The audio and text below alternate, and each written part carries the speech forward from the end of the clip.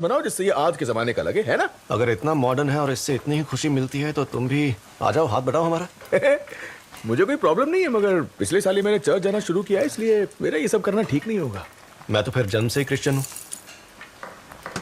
आपको नहीं पता, दरअसल मुझे बचपन से ही कच्चे तेल को सूंघने से ना एलर्जी होती है, इसलिए मैं खाना बनाने से परहेज करता हूँ। माफ करिएगा, लेकिन आप अपना हौसला टूटने मत दीजिएगा, ठीक है? चलता हूँ। अगर ये उनकी फैमिली का मेमोरियल है तो उन्हें ही मेहनत करनी चाहिए ना। लेकिन मेहनत कौन कर रहा है? किम, यू, चो और बेक। ओंग फैमिली को पुश्तों की दुआ चाहिए तो वो खुद अपने हाथ क्यों नहीं गंदे कर रहे? सही कहा। अरे मैं तो बेचनियों परिवार की 39वीं पीढ़ी का वारिस हूँ। मेरी माँ मुझे ऐसे सलाद बनाते हुए देखेंगी तो उन पर क्या बीतेगी। हम सब अपने परिवार के कितने बड़े राजकुमार हैं ये याद करके अभी कोई फायदा नहीं है। क्वींस के जमाई ग्रुप में वेलकम। वेलकम। तुम्हारी जगह मैं होता ना तो अब तक भाग चुका होता। पहला मेमोरियल है तो अब भी वक्त है। ये कलर सूट कर रहा है ना मुझ पर? डल तो नहीं लग रहा है ना? किसी पर जेड कलर इतना सूट नहीं करता, और मेरी जानकारी में दुनिया में सिर्फ 2 लोगों पर ही ये कलर सूट हुआ है। आज एक आपके ऊपर और दूसरा लंदन फैशन शो में किम यूना पर। किम योना, वो है ही खूबसूरत। आप कहाँ किसी से कम हैं? बातों में तुम्हारा हाथ कोई नहीं पकड़ सकता। क्या हुआ मिस मो? आपके लिए मैंने हैंडबुक भेजा था, वो क्यों नहीं पहना? मैं मेमोरियल नहीं आ रही। मेरा वहाँ आना सही नहीं होगा। वहाँ परिवार वालों को ही होना चाहिए। आप हमारे साथ 20 साल से हैं, फिर भी आप हमें अपना परिवार नहीं मानती। ये तो आपका बड़प्पन है, पर मैं सच में नहीं आ सकती। मैं यहीं रहूंगी। पर लोग तो मुझे ही दोष देंगे। आपको वहाँ ना देखकर कहेंगे कि मैं आपकी इज्जत नहीं करती। क्या चल रहा है? कौन किसकी इज्जत नहीं करता?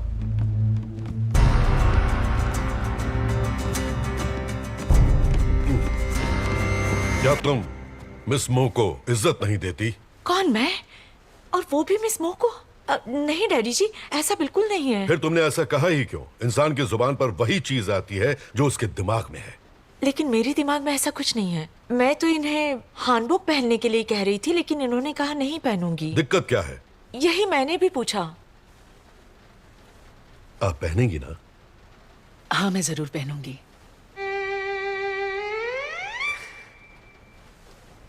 ये तो पहन रही है। आइए।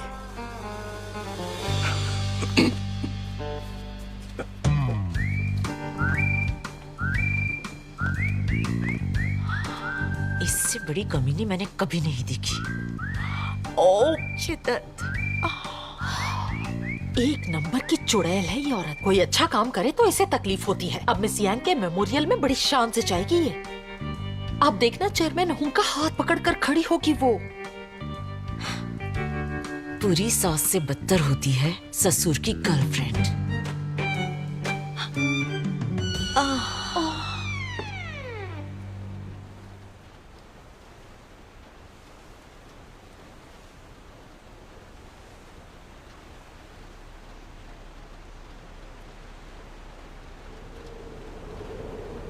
बॉम्ब जा गई।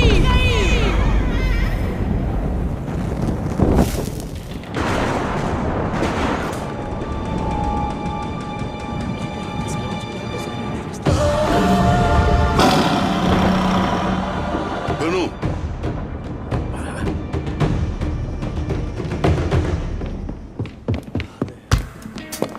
इसे आज क्यों छुड़वाया? आप ही ने कहा था इतनी ठंड में अंदर रहेंगी तो वो बीमार पड़ जाएंगी। सही कहा। मैं नहीं कहा था, लेकिन तुम्हें मेमोरियल सर्विस खत्म होने का इंतजार करना चाहिए था।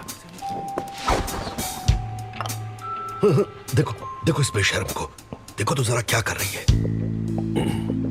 माफ कीजिए, गलती हो गई सर। मैंने ही गलती की। माँ, तुम्हारी प्यारी बेटी जेल में थी, वो भी इसलिए कि मैंने किसी की गर्लफ्रेंड के बाल पकड़े और कमर में लात मारी। वो आदमी मेरे पापा है और उन्होंने अपनी इकलौती बेटी को जेल भिजवा दिया। हाँ। मैंने कुछ झूठ बोला क्या? मैं समझ सकती हूँ इस औरत के प्यार में आप अंधे हो गए हैं, पर इस औरत की वजह से आपकी बीवी बरी और आपने अपनी इकलौती बेटी को जेल भिजवा दिया। सोचा नहीं था आप इतने गिर जाएंगे। बॉम्जा, आज माँ का मेमोरियल है, बाद में बात करते हैं। तुम भी कुछ अलग नहीं हो। भूल गई ये कुतिया कौन है? इसी की वजह से हमारी माँ मर गई। हमारी माँ हार्ट अटैक से मरी है। बिल्कुल सही कहा। तुम्हें क्या लगता है माँ का दिल अचानक से क्यों रुक गया? वो इस चुड़ैल की वजह से गहरे सदमे में रहती थी। फिर भी तुम लोग इसके तलवे चाटते हो और इसकी इज्जत करते हो। शर्म नहीं आती? बॉम्जा, मेरी बात सुन। कहाँ हो तुम माँ? तुम्हारा बेटा किसी काम का नहीं। तुम तो आज उनकी मनपसंद मछली भी नहीं ला सकी। कैसे बेटे हो तुम? हाँ, वो देखो उनकी मनपसंद मछली, यहाँ तक खुशबू आ रही है। तुमसे पूछा है किसी ने? मुझसे जेल में मिलने तक नहीं आए। ऐसी परवरिश की थी मैंने। मेरे होते हुए मेरे बेटे की परवरिश तुम क्यों करोगी? इसे बड़ा होते हुए तुमने देखा है क्या? बुआ, हम अभी शराब की रस्म कर रहे थे। अच्छा, ये तो बहुत जरूरी है। शुरू करो। आओ बेटा।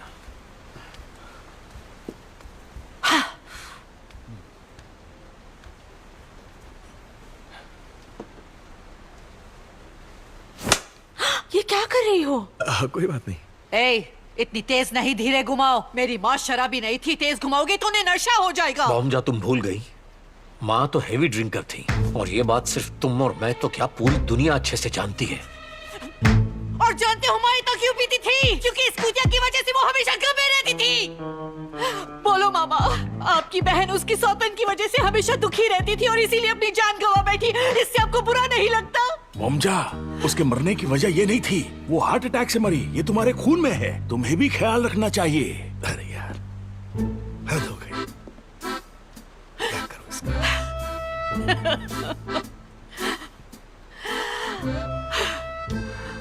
माँ, ये पूरा का पूरा परिवार बेवकूफों की जमात है। मेमोरियल टेबल पे आने की कोई जरूरत नहीं। तुम्हारी तरफ से शराब मैं ही पी लेती हूँ। ये तुम्हारे लिए माँ। बॉम्ब सुख, आप 19 साल बाद आ रहे हैं। क्या हम मान सकते हैं आप क्वींस ग्रुप में वापस आ गए हैं? अपनी माँ की मेमोरियल सर्विस अटेंड करने आए हैं? क्या आप चेयरमैन होममैन से मिलने आए हैं? आपकी सुलह हो गई है? जवाब दीजिए। क्या आप अपनी माँ की मेमोरियल सर्विस अटेंड करने आए हैं? जवाब दीजिए।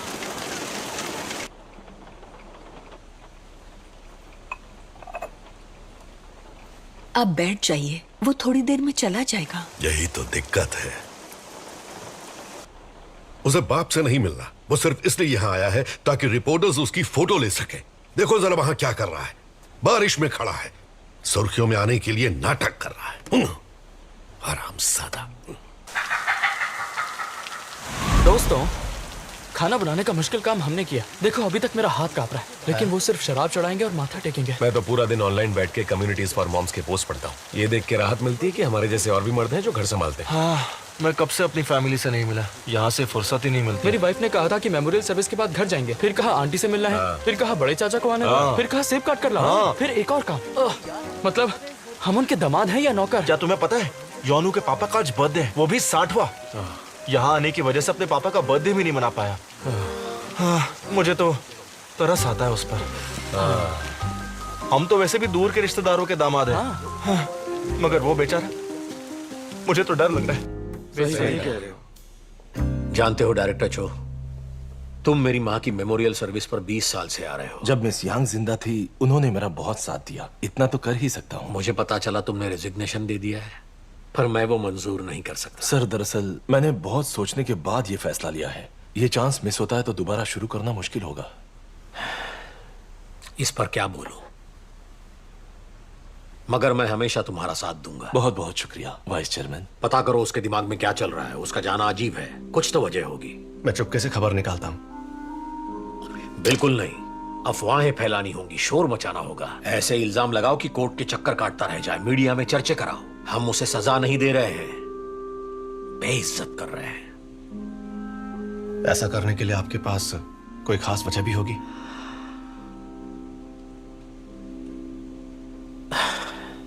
मेरे घर का नमक खाने वालों को मैं यूं ही पेट दिखाकर जाने नहीं दे सकता।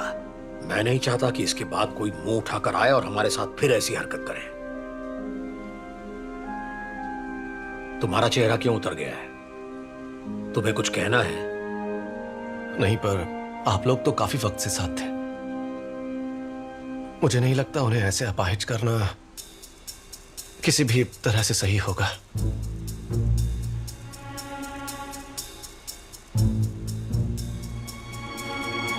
आप ऐसा सोचते होंगे, पर ये तो बस आपकी ही सोच हुई ना। एक ऑर्गेनाइजेशन के अपने कुछ उसूल होते हैं। मैं भी तो यही कह रहा हूँ बेटा। मैं जब तीर चलाऊं तो शिकार सिर्फ एक नहीं होगा, उसके जैसों को चेतावनी मिलनी चाहिए, जो मुंह पे मीठे बनते हैं और पीठ में खंजर घोंपते हैं। जी। मेरी ये बात याद रखना तुम। क्या? जो तुम्हें पीठ दिखाकर जाते हैं ना, उनसे हाय हेलो नहीं होता, उनकी पीठ में खंजर घोंपा जाता है। अच्छा,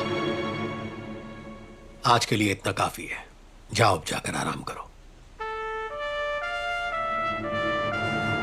जी, चलता हूं।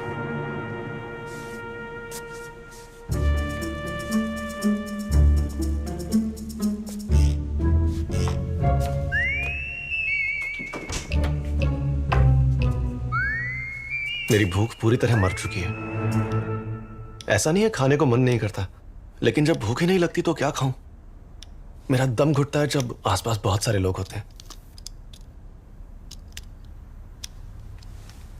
ऐसा लगता है जैसे तुम काफी स्ट्रेस में हो। मैं तुम्हारे सेंटेंस कंप्लीशन देख रहा हूँ। इसमें तुमने ये लिखा है कि जो काम मैं फौरन करना चाहता हूँ वही डिवोर्स। हाँ। अच्छा, इसकी कोई खास वजह? दरअसल मैं अपने घर नहीं रहता, अपनी सास और ससुर के साथ रहता हूँ। उनके पिता भी रहते हैं। सब साथ रहते हैं? हाल ही में जेल से रिहा हुई मेरी वाइफ की बुआ, मेरा साला और उसका परिवार, हम सब के सब एक ही घर में रहते हैं। तो तुम एक जॉइंट फैमिली में रहते हो। काफी किस्मत वाले हो। हाँ, इतना किस्मत वाला कि हम हर रोज साथ में डिनर करते हैं। फिर रात को 9 बजे हम सब साथ में बैठकर स्कूल के बच्चों की तरह बातें करते हैं। वीकेंड, छुट्टियां, बर्थडे, क्रिसमस, सब कुछ हमेशा हम एक साथ मनाते हैं। तो साल भर में खुद के लिए कभी चाहकर भी वक्त नहीं निकाल पाता मैं। साल में 15 तो मेमोरियल सर्विस होती है इनकी, और सारा काम अपने दामादों से करवाते हैं। कहते हैं मेमोरियल सर्विस की सारी तैयारियां शुरू से घर के मर्द ही करते आए हैं, इससे बहुत दुआ मिलती है। पर उनका एक भी बेटा किसी भी काम में अपनी उंगली तक नहीं लगाता। शायद तुम्हें कुछ वक्त अकेले गुजारने की जरूरत है, इस सबसे दूर। वैसे कोई जॉब करते हो क्या? हाँ। Very good. और वहां पर सब कुछ कैसा है? कैसा होगा, मेरी वाइफ ही मेरी बॉस है, और मेरी वाइफ के बॉस उसके पापा है, और तो और उनके बॉस हैं उनके पापा।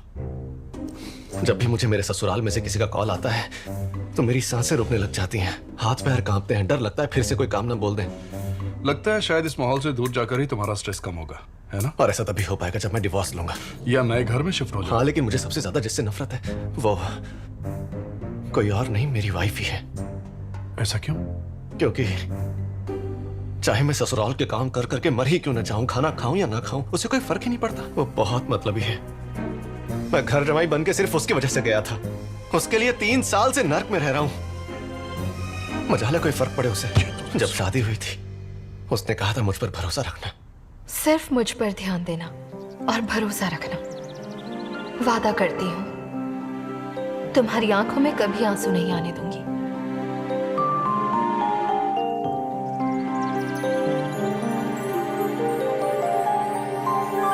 कितना बड़ा बेवकूफ था जो मैंने उस पर यकीन किया। तुम्हारी वाइफ ने तुम्हें कोई दुख पहुंचाया है कभी?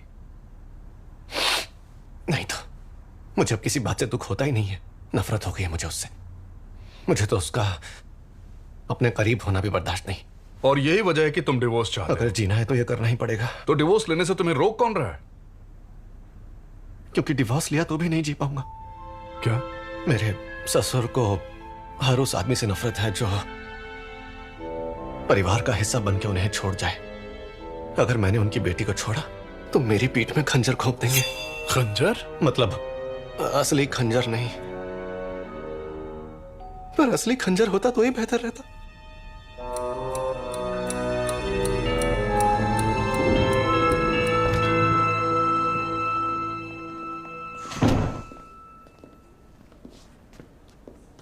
काफी स्ट्रॉन्ग दवाइयां दी हैं तो फर्क पड़ना चाहिए। Best of luck.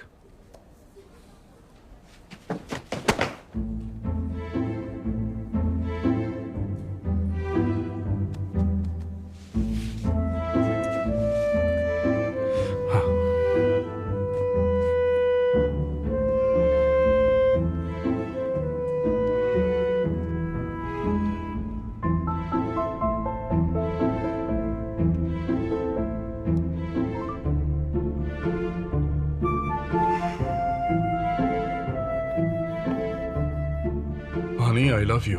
मैं दुनिया का सबसे खुशनसीब आदमी हूँ। नहीं नहीं, मेरी तबीयत बिल्कुल ठीक है। मैं बस हर चीज के लिए शुक्रगुजार हूँ। हेलो,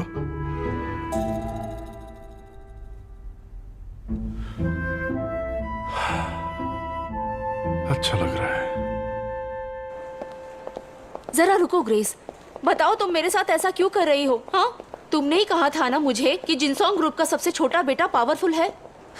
हाँ मैंने कहा था, लेकिन तुमने मुझे बिना बताए बड़े बेटे के साथ डेट फिक्स की।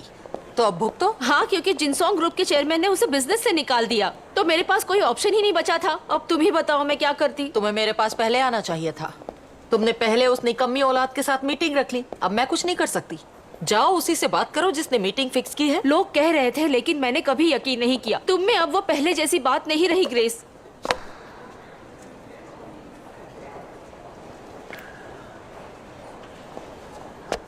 क्या कहा तुमने? क्या फायदा है क्वींस की औरतों के साथ उठने बैठने का? उनके घर के सारे मसले तुम संभालती हो, लेकिन अपनी ही बेटी की शादी नहीं करवा पा रही। तो क्या हुआ? पता है मुझसे बिना सलाह किए शादी करने के बाद हेन अब कितना पछता रही है। सच में?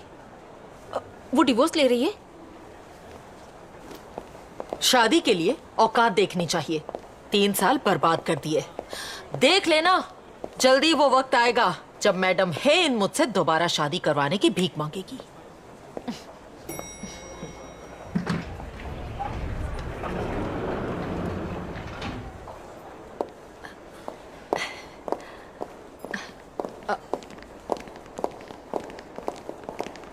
मिस होंग,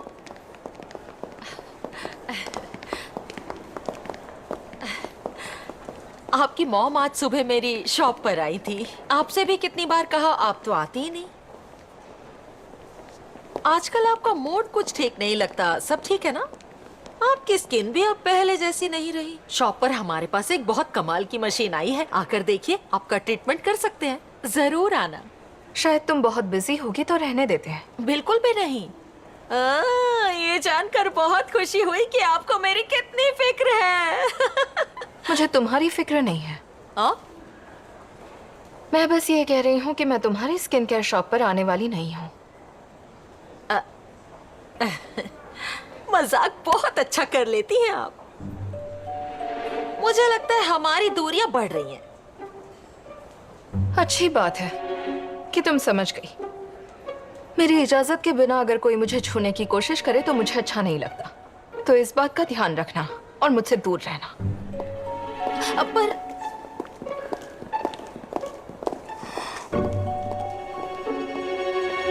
ये तो काफी गुस्से वाली औरत है। मतलब इसके नखरे कौन उठा सकता है? हाँ ग्रेस? जिनसोंग ग्रुप की तीसरी औलाद को आजकल वीगन खाना पसंद है। अगले फ्राइडे जिनसोंग होटल में वीगन फोरम है। अपनी बेटी को भी ले आना, सिफारिश कर दूंगी। सच में? अब तुम जाओ, मुझे बहुत से काम निपटाने हैं। मैं जानती ही थी, तुम पर भरोसा कर सकती हूँ।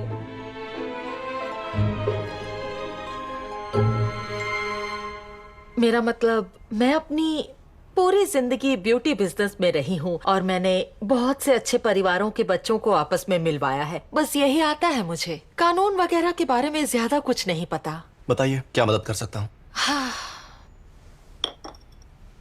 आपने सुना ही होगा, एक कार एक्सीडेंट में देक्योन ग्रुप का छोटा बेटा मारा गया।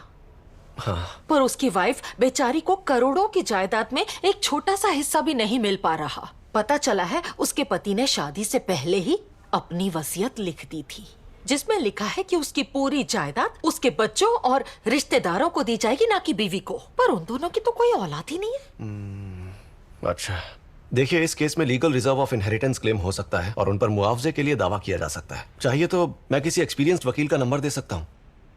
मगर आप भी तो इसमें एक्सपीरियंस्ड हैं। आपके साथ हुआ है क्या? आपकी वाइफ हेन ने भी तो शादी से पहले उनकी वसीयत लिख दी थी। आपको नहीं पता?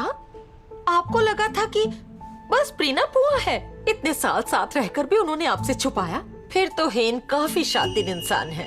अगर कुछ भी होता है तो सारा कैश, सारी प्रॉपर्टी, स्टॉक, एक एक चीज क्वींस के नाम हो जाएगी।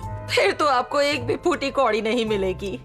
हाँ, उन्होंने इतनी सफाई से वो वसीयत लिखी कि उसे हमारी इंडस्ट्री में बाइबल के बराबर माना जाता है। अब आपको क्या हो गया? तो आपको क्या लगता है आपकी शादी प्यार की वो निशानी है जो सब बंदिशों से परे है? जैसा उन्होंने अखबारों में कहा, अब इतने भी नादान मत बनिए। शुरुआत से ही मिस हेन को किसी पति की तलाश नहीं थी। उसे अपने परिवार के लिए एक और नौकर चाहिए था। फिर उनकी नजर आप पर पड़ी। आप खूबसूरत हैं, अच्छे खासे पढ़े लिखे हैं और ये लव स्टोरी पब्लिसिटी के लिए भी अच्छी है। आप पूरी ईमानदारी से उनकी हर बात मानते हैं। उन्हें शादी के बाद सिर्फ जायदाद की ही दिक्कत आती, पर उन्होंने वो भी वसीयत लिखकर खत्म कर दी। प्लीज बस कीजिए। जी डॉक्टर, मुझे ईमेल कर दीजिए, मैं अभी वहां आ नहीं पाऊंगी।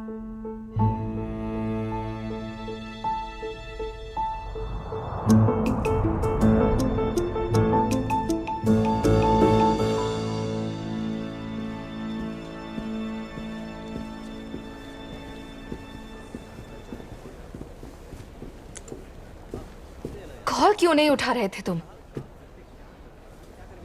चलो मेरे साथ आओ। तुम्हारा आज कोई स्केड्यूल नहीं है, मैंने चेक किया। नीचे गाड़ी वेट कर रही है। मैं नहीं आऊंगा। तुम जानते भी हो हम कहाँ जा रहे हैं? कहाँ जा रहे हैं उससे कोई फर्क नहीं पड़ता, क्योंकि मैं तुम्हारे साथ कहीं भी नहीं जाना चाहता।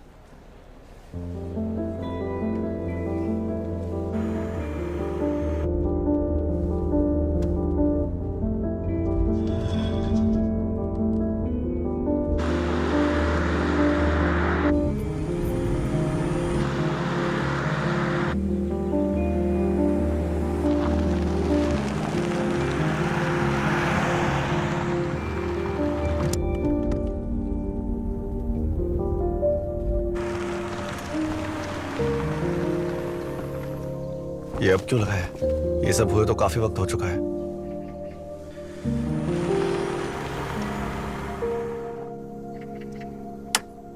हाँ, तो फिलहाल योंगदुरी की पब्लिक ये मानती है कि अगर आप दूसरी बार फिर से गांव के फोरमैन बनते हैं तो किसी को कोई दिक्कत नहीं होगी। लोग तो यही सोच रहे हैं। लंच टाइम होने पर तुम मेरी दुकान पर आना, नई राइस वाइन आई है वो पिलाता हूँ। फिर से वाइन?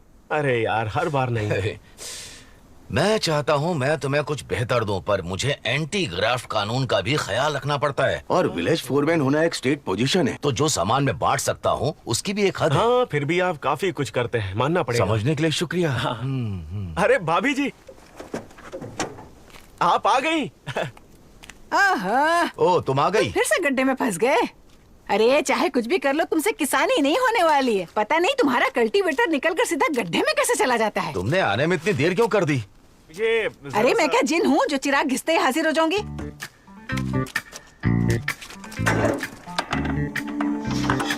मेरी बीवी खेतों में कल्टीवेटर चलाते हुए छोटे ऑक्टोपस पकड़ लिया करती थी। बहुत ही जबरदस्त काम किया करती थी। ये कमाल की हिम्मत ही है।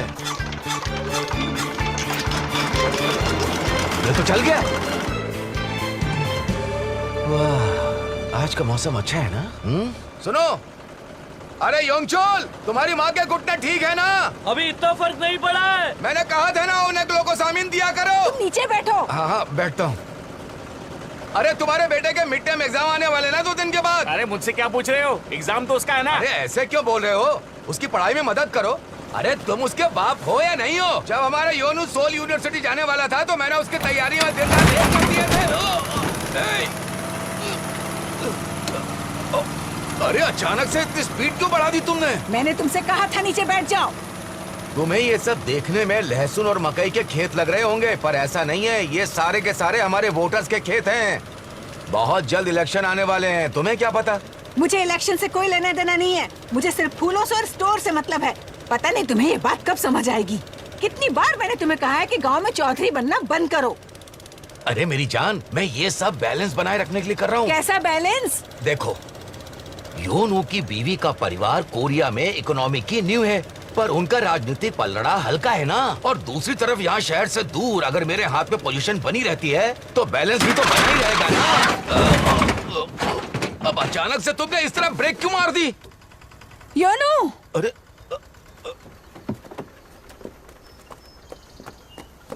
अरे अरे वाह! तुमने कॉल क्यों नहीं किया? ऐसे ही अचानक प्लान बना। अरे मेरी बहू कहाँ है? यानी तू फिर से अकेले आया? खाना खाया तूने? नहीं, अभी तक नहीं। अच्छा।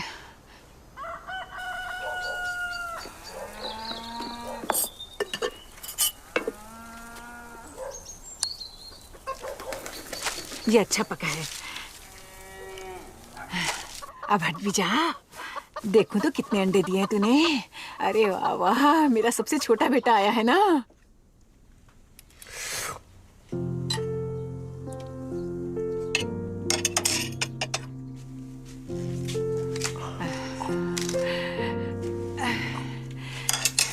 लगता है बहुत देर से भूखा था।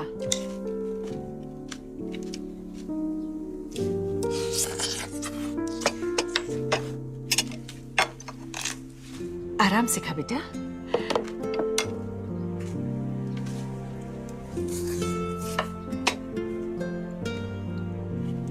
अच्छा लगा।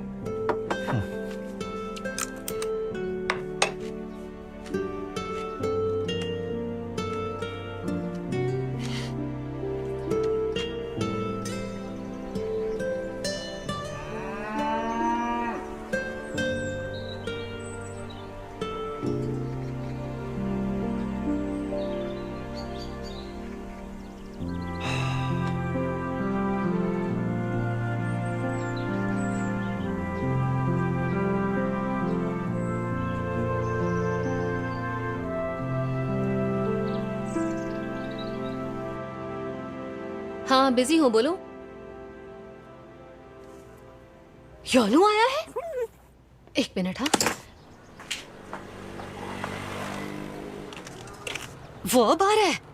कहा था कि पापा के 60वें जन्मदिन पर आए। पकड़ के रखो कहीं भाग ना जाए। मैं इंतजार ही कर रही थी कि तुम यहाँ पर कब आओगे। तुम और हेन आखिर ऐसा कैसे कर सकते हो? चलो माना तुम लोग छुट्टी मनाने नहीं आ सकते, कोई बात नहीं, समझ सकते हैं। पर पापा का 60वां जन्मदिन तो दोबारा नहीं आएगा ना। तुमने बहुत गलत किया। जानता हूँ, मैंने बहुत गलत किया। चलो मान तो लिया कि तुमसे गलती हुई। और इसीलिए मैं डिवोर्स ले रहा हूँ। क्या? पापा, माँ, मैंने हेइन को डिवोर्स देने का फैसला लिया है। मुझे माफ कर दीजिए। एक मिनट, रुको रुको रुको। अच्छा, तो तुम उससे इसलिए डिवोर्स ले रहे हो क्योंकि तुम पापा के जन्मदिन पर आ नहीं पाए? तो क्या हो गया? अरे बर्थडे तो है, अगले साल फिर आ जाएगा, है ना पापा? हाँ, और नहीं तो क्या। आजकल कौन 60वां जन्मदिन मनाता है? 100 साल की जिंदगी है, फिर कभी मना लेंगे। लेकिन डिवोर्स की वजह ये नहीं है। तो फिर क्या है? इतना गलत ख्याल तुम्हारे दिमाग में आखिर आया ही क्यों? तुझे कोई दूसरी मिल गई क्या? क्या कह रहे हो? नहीं पापा। तो क्या मेरी बहू किसी और आदमी के साथ? अपना मुंह बंद करो। नहीं, वैसा भी नहीं है। बात यह है कि मैं बहुत थक गया हूँ। मैं इस जिंदगी से खुश नहीं हूँ। अरे तो फिर बताना क्या वजह है उससे डिवोर्स लेने की? तुझे क्या लगता है मैं रोज खुशी के मारे उछलता रहता हूँ? हाँ, ये सही कह रहे हैं। तेरे पापा कौन सा हर रोज खुश रहते हैं बेटा? हाँ? मैं बहुत दुखी हूँ। एक दिन खुशी, एक दिन गम। कभी कभी खुशी लंबे अरसे के बाद नसीब होती है। जिंदगी ऐसे ही चलती है, यही रीत है। जिंदगी और शादी इसी तरह ही चलती है। कितने अच्छे से समझा रहे क्या लगता है तुझे? तेरी माँ के साथ इसलिए रहता हूँ क्योंकि मुझे उससे प्यार है। तो प्यार नहीं है? मुझे अपनी बात पूरी करने दो। मुझे तुमसे प्यार है, लेकिन अगर मैं रोज प्यार करूंगा तो मैं मर नहीं जाऊंगा। सिर्फ प्यार से ही जिंदगी नहीं चलती। हाँ ठीक है, तो जियो ना लंबी जिंदगी। देखो कैसे बोलती है ये। तुम्हारी माँ और मुझे साथ रहते 40 साल हो गए और आज भी हमारी सोच बिल्कुल एक जैसी नहीं है। हाँ, हमारी सोच नहीं मिलती। अरे बस भी करो अब तुम। मैं समझ रहा हूँ आप लोग क्या कह रहे हैं, पर मैं इस बारे में काफी वक्त सोचने के बाद ही आपको ये बात बताने आया हूं। मैं डिवोर्स ले रहा हूं। I am so sorry.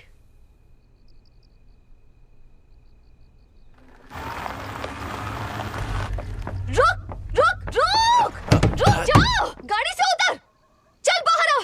तो फिर खुद के बारे में ही सोच रहा है ना? तुझे पता नहीं मैंने अपनी जिंदगी में कितनी सारी कुर्बानियां दी हैं। क्या कुर्बानी दी आपने?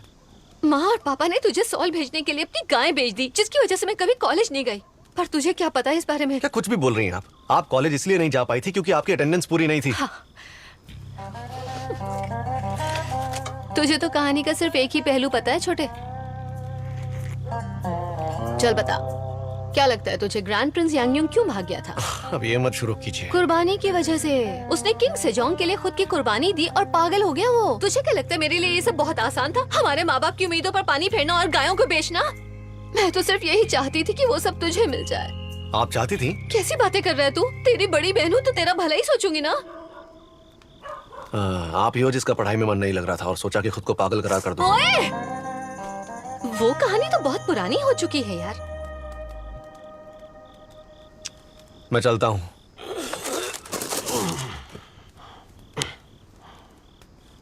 मैं तुम पर बोझ नहीं बनना चाहता, पर आप पहले ही बन चुके हैं। मैं ये बात पापा की वजह से बोल रहा हूँ। कहना क्या चाहते हैं आप? अरे जब से तुम्हारी शादी क्वींस में हुई है तुम्हें अंदाजा भी है वो कितने खुश हैं। उन्हें कई दिनों से भूख नहीं लगी थी, पर जैसे ही क्वींस के स्टॉक प्राइस ऊपर गए दाल चावल बनाए और खुशी खुशी खा गए। हाँ, वो इसलिए क्योंकि पापा को दाल और चावल दोनों बहुत पसंद है। ये तो सच है। हाँ हाँ बिल्कुल सच है, पर इतने छोटे से इलाके में जहाँ उनके बेटे का तलाक हो गया हो, तुम जानते हो इससे उनकी कितनी बदनामी होगी। वो शर्म से मर जाएंगे। होश में आओ। हमारा इलाका सोल या हॉलीवुड नहीं है, ये योंगदूरी है। तुम्हारे दोस्त चांग सिक का तलाक 2 साल पहले हुआ था और आज भी उसके बारे में हर रोज बात होती है। सुन रहा है ना तू? जब मेरे सैलून में औरतें इकट्ठा होती हैं तो उनमें सिर्फ एक ही बात होती है और वो है चांग सिक की बीवी ने उसे डिवोर्स दिया क्यों?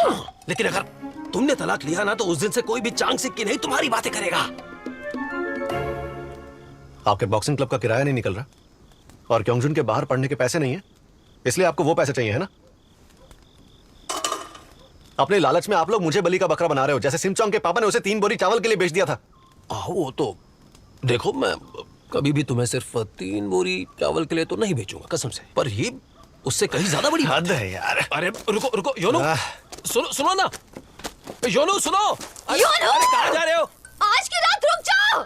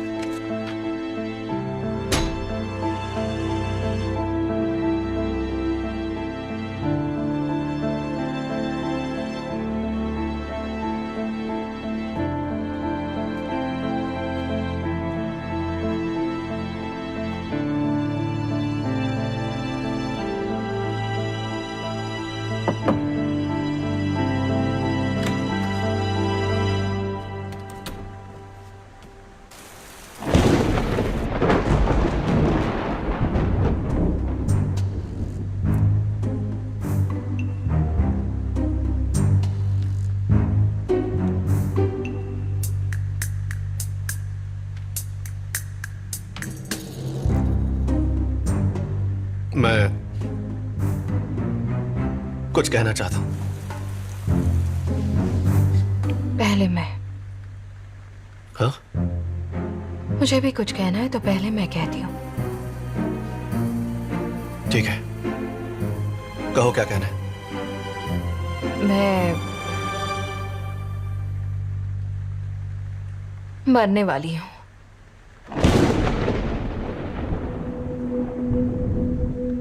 मेरे पास सिर्फ 3 महीने बचे हैं।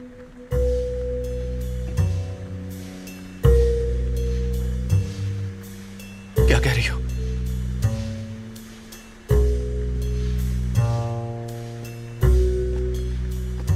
याद है मैंने कहा था मुझे कहीं जाना है, तब मैं हॉस्पिटल गई थी। डॉक्टर ने रिपोर्ट्स बताने के लिए मुझे बुलाया था और कहा सिर्फ 3 महीने बचे हैं। मैं कुछ समझा नहीं। मैंने अभी अभी तो समझा है। डॉक्टर ने कहा मैं बीमार हूं और सिर्फ 3 महीने की मेहमान हूं। यही कहना था मुझे। अब बताओ तुम्हें क्या कहना था? हाँ? तुमने ही कहा ना कि कुछ कहना चाहते हो। वो मुझे अब लग नहीं रहा कि मेरी बात इतनी जरूरी है।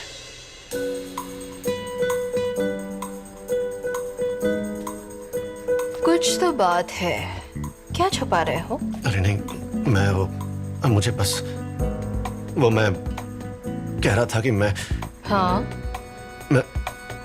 ये कह रहा था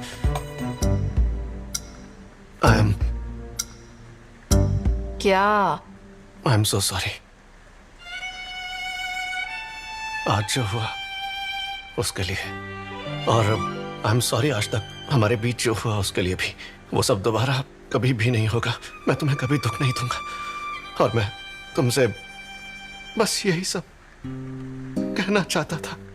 पर क्या मतलब, तुम्हारे पास सिर्फ 3 महीने बचे? मैं कुछ समझा नहीं। इसका मतलब तुम्हारे बिना जीना पड़ेगा? क्या लगता है ये पॉसिबल है? मैं बहुत बड़े शौक में हूं, समझ में नहीं आ रहा मैं क्या कहूं।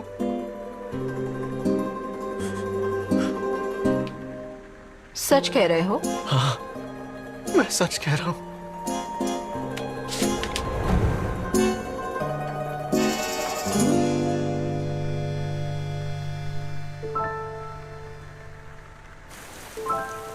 I love you, Hein. I love you so much.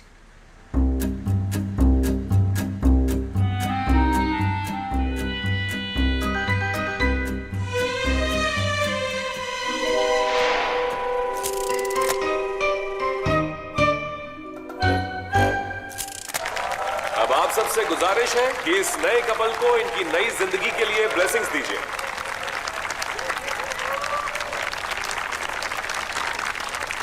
जोर से तालियां बजाइए ताकि इन्हें एक अच्छी और लंबी जिंदगी साथ बिताने का आत्मविश्वास मिले।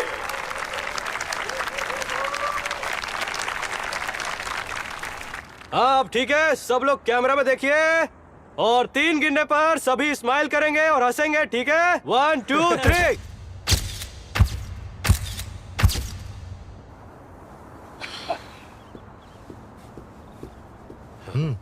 कहाँ जा रही हो?